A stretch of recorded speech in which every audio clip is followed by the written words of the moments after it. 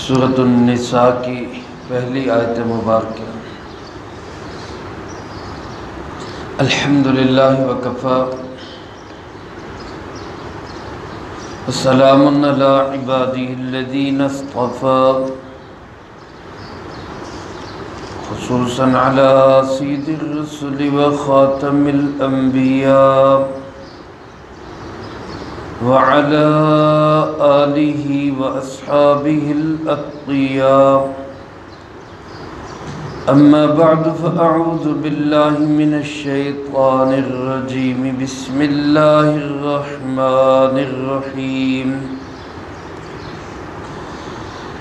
یا ایہا الناس اتقوا ربکم الذی خلقکم من نفس واحدہ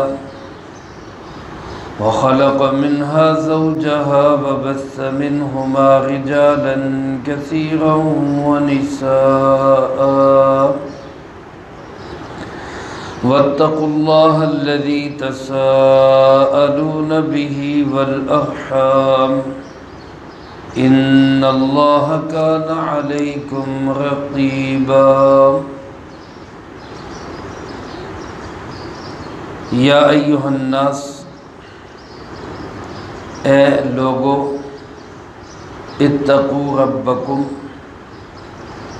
ڈرو اپنے پالنے والے سے، الذی خلقکم، جس نے کہ تمہیں پیدا کیا، من نفس واحدۃ،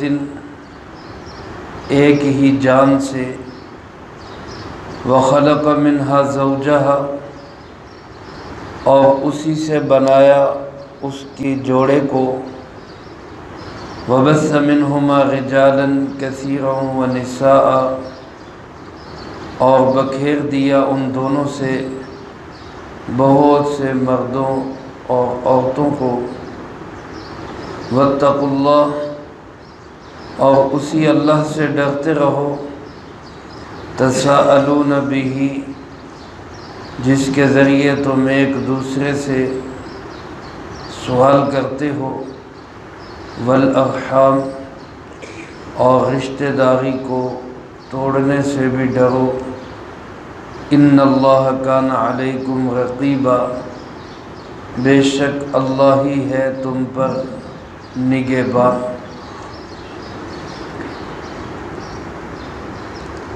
اس سورۃ مبارکہ کا نام سورۃ النساء ہے۔ نساء عربی زبان میں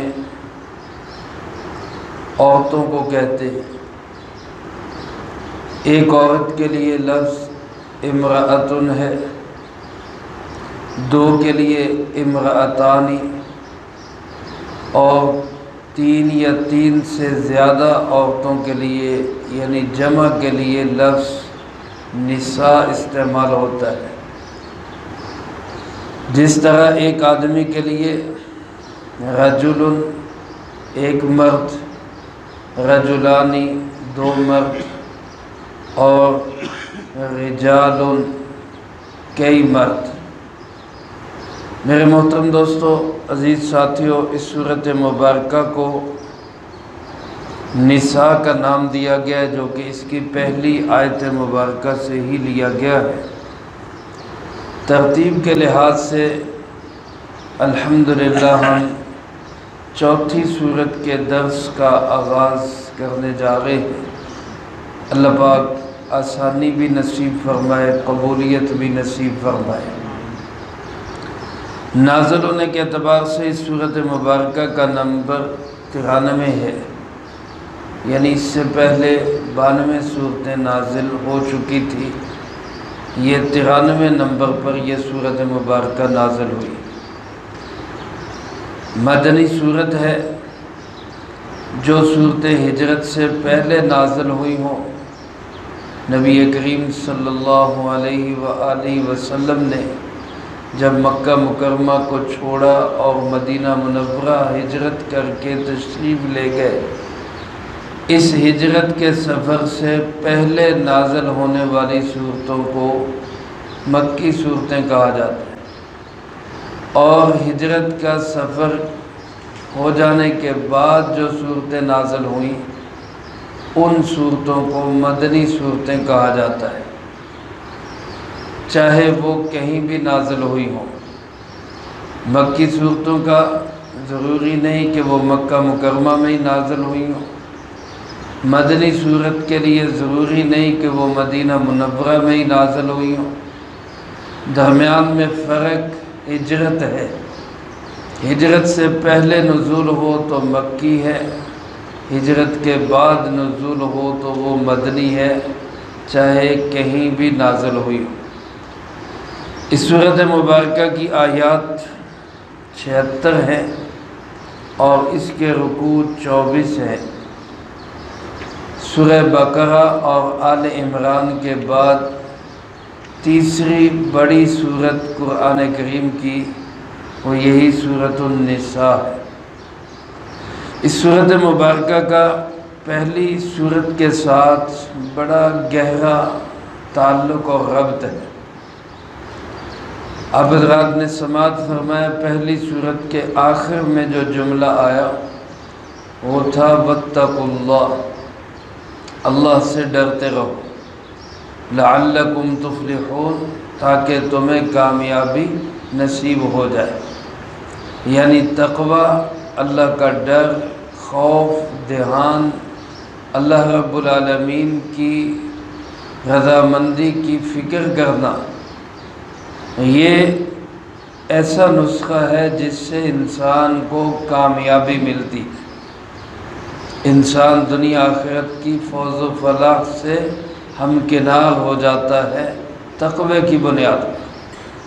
اس سورۃ مبارکہ کے آخری جملے میں تقوی کا حکم تھا، تو اس سورۃ مبارکہ کے پہلے جملے میں تقوی کا حکم ہے، یا ایھا الناس اتقوا ربکم۔ میرے محترم دوستو، علماء نے لکھا ہے، مفسرین کرام رحمہم اللہ فرماتے ہیں، اس سورۃ مبارکہ میں اللہ رب العالمین نے زیادہ تر باہمی حقوق اور معاملات کا ذکر کیا۔ بہت سارے احکامات، خانگی احکامات، عورتوں کے حقوق اور اسی طرح رشتہ داری، نکاح کس سے ہو سکتا ہے، کس سے نہیں ہو سکتا، نکاح کرنا ہے تو عورت کا حق مہر کیا ہے، وراثت میں مرد کا کیا حصہ ہے، عورت کا کیا حصہ ہے۔ اسلام سے پہلی تہذیبیں تو عورت کو کوئی بھی حق دینے کے لیے تیار ہی نہیں تھی، بلکہ کچھ تہذیبیں جو آج نام نہاد تہذیبیں سمجھی جاتی ہیں، وہ تو عورت کو ایک جانور کا درجہ قرار دیتے تھے، بلکہ جانور کے بھی کچھ حقوق مانے جاتے ہیں، وہ تو عورت کو اتنا سا بھی حق دینے کے لیے تیار نہیں تھے۔ یہ اسلام ہے، اللہ ہے، اللہ کے محبوب حضرت محمد صلی اللہ علیہ وآلہ وسلم اور ان کی شریعت ہے جس نے عورت کو مرد کے برابر حقوق عطا فرمائے۔ جس طرح مرد کے حقوق ہے، مرد کا وراثت میں حصہ ہے، اسی طرح عورت کا بھی وراثت میں حصہ ہے۔ مقدار میں کمی بیشی اس میں بے شمار حکمتیں ہیں، لیکن حصہ ضرور ہے، مرد کا بھی عورت کا بھی۔ ایسے ہی بیوی کے حقوق ہے، اس سورۃ مبارکہ میں بیان ہوئے، اور پڑوسیوں کے حقوق ہے، جہاد کا تذکرہ بھی اس سورۃ مبارکہ میں ہے، قتل کے معاملات کا ذکر بھی اس سورۃ مبارکہ کے اندر ہے، غزے کے بے شمار معاملات کا اس سورۃ مبارکہ میں ذکر ہے۔ اس لیے اس سورۃ مبارکہ کے مسائل کو، احکامات کو خاص طور پہ سیکھنا بہت ضروری ہے۔ میں آپ نیت کریں انشاءاللہ ہم باقاعدگی اور پابندی کے ساتھ اس سورۃ مبارکہ کے دروس کو سنیں گے بھی، سمجھیں گے بھی، اور انشاءاللہ زندگی میں لا کے دوسروں تک بھی پہنچائیں گے انشاءاللہ۔ کچھ معاملات میرے عزیز دوستو ایسے ہوتے ہیں جہاں پہ حقوق قانون کے ذریعے بندہ حاصل کر لیتا ہے۔ مثال کے طور پہ کسی چیز کا سودا کیا، لین دین کا معاملہ ہوا، بیچنے والے نے چیز بیچ دی، خریدنے والے نے خرید لی، اب خریدنے کے بعد خریدار پوری رقم ادا نہیں کر رہا تو آپ قانون کا دروازہ کھٹکائیں گے، عدالت، پولیس آپ کو پورا حق آپ کا لے کے دے گی۔ یہ پہلے زمانے میں قاضی تھے، وہ فیصلے کرتے تھے، حقوق کے فیصلے ہو جاتے تھے۔ لیکن کچھ معاملات ایسے ہوتے ہیں جہاں پہ کوئی عدالت، کوئی محکمہ، کوئی کارروائی کر کے آپ کا حق آپ کو نہیں دلا سکتا۔ مثلا بیوی کا خرچ ہے، اولاد کا خرچ ہے، ماں باپ نادار ہیں تو ان پہ خرچ کرنا ہے۔ یہ ایسے معاملات ہیں جہاں پہ آپ عدالت سے رجوع نہیں کر سکتے۔ اولاد دروازہ کھٹکا کے نہیں کہہ سکتی جی ہمارے ابا جان ہماری روٹی نہیں پوری کر رہے، ہمارا خرچہ نہیں پورا کر رہے، وہ ہمیں لے کے دے۔ یا بیوی ایسے معاملات میں ہر روز عدالت میں نہیں جا سکتی، میرا خرچہ پورا نہیں ہوگا لہذا مجھے خرچہ دلائے۔ اس لیے قرآن کریم نے ایسے معاملات کے لیے سب سے بنیادی چیز جس کو قرار دیا وہ تقوی ہے، اللہ سے ڈرو، اتقوا ربکم۔ اور یہاں آپ غور فرمائیں کہ یا ایھا الناس کا لفظ بولا ہے، اے انسانوں، یعنی صرف اسلام والوں کو خطاب نہیں کیا، ایمان والوں کو خطاب نہیں کیا، بلکہ معاملات، خانگی معاملات، گھریلو معاملات پوری انسانیت کے ساتھ پیش آتے ہیں۔ مسلمان ہو، کافر ہو، ہندو ہو، سکھ ہو، عیسائی ہو، مجوسی ہو، بیوی بچے سب کے ہیں، سب کا گھر بہترین چلے، پرسکون چلے، اس کے لیے اسلام نے جو سب سے بنیادی چیز سب کو بتائی ہے وہ کیا ہے؟ اپنے رب سے ڈرو۔ رب تو سبھی مانتے ہیں، چاہے عیسائی ہو، چاہے ہندو ہو، چاہے وہ کوئی بھی ہو، رب کا تصور تو ہر دھرم، ہر دین میں، ہر مذہب میں ہے، الا ماشاءاللہ سوا ایک کا دکا کسی کے۔ تو جب سب رب کو تسلیم کرتے ہیں اور پھر اللہ پاک نے یہاں اپنی کوئی اور صفت بھی ذکر نہیں کی، رب سے ڈرنے کا کہا۔ رب کس کو کہتے ہیں؟ پرورش کرنے والے، پالنے والے کو، اپنی بنیادی ضروریات کا خیال رکھنے والے کو۔ ہم سب کی سب بنیادی ضرورتوں کا خیال رکھنے والا کون ہے؟ اللہ رب العالمین۔ ہمیں پالنے والا کون ہے؟ اللہ رب العالمین۔ تو جس اللہ نے تمہیں پالا، تمہاری ضرورتوں کا خیال رکھا، اس رب سے ڈرو۔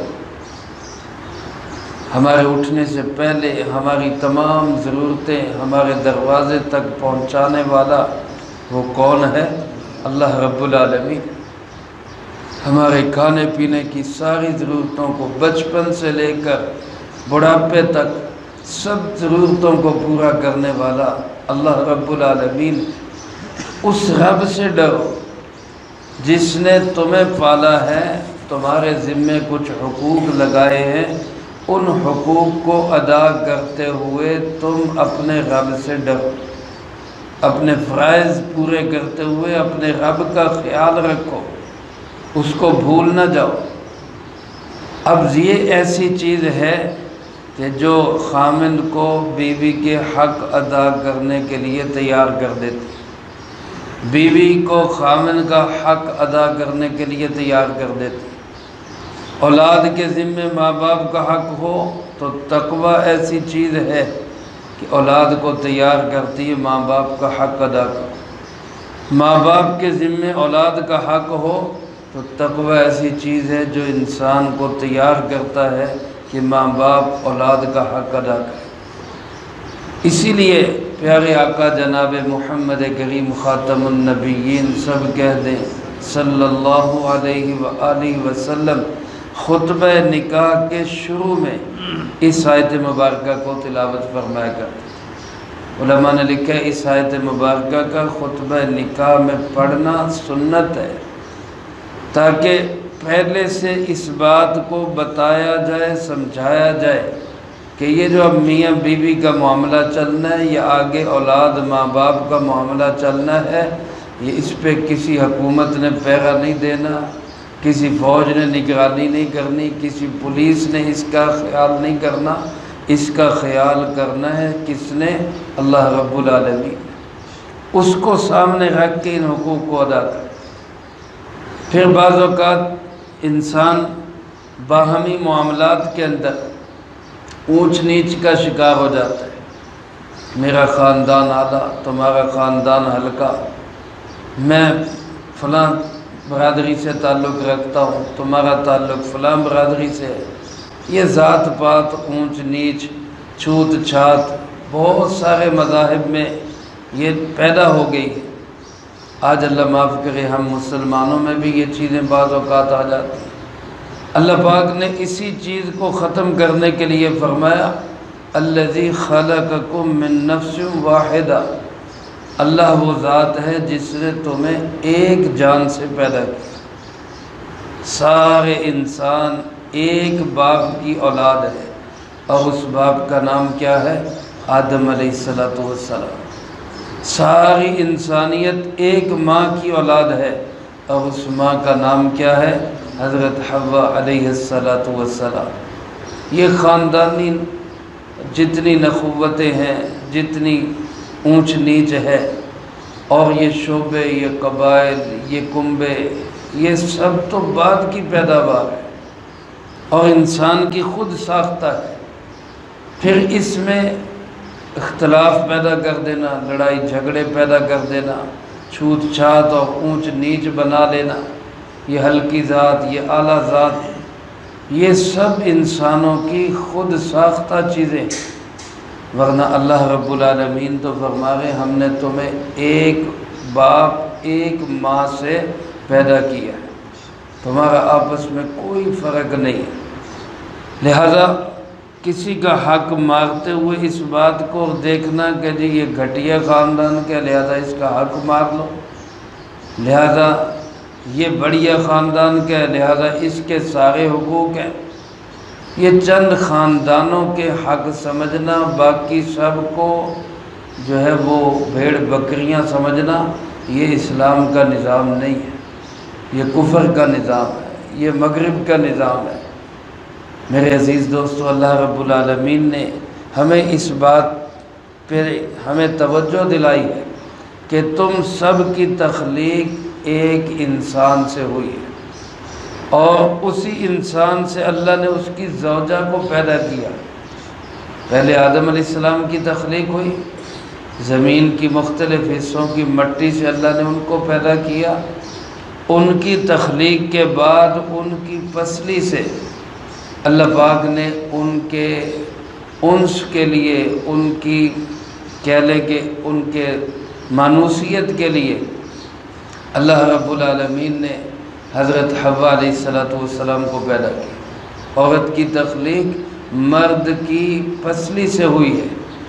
اس میں اشارہ اس طرف ہے جس طرح اپنے سینے اور اپنی پسلی اور اپنے دل کی انسان حفاظت کرتا ہے، اسی طرح مرد عورت کی بھی حفاظت کرے، اس سے محبت کرے، اس سے میل اور جوڑ رکھے، اس کو ٹوٹنے سے بچائے، یہ مرد کی ذمہ داری ہے۔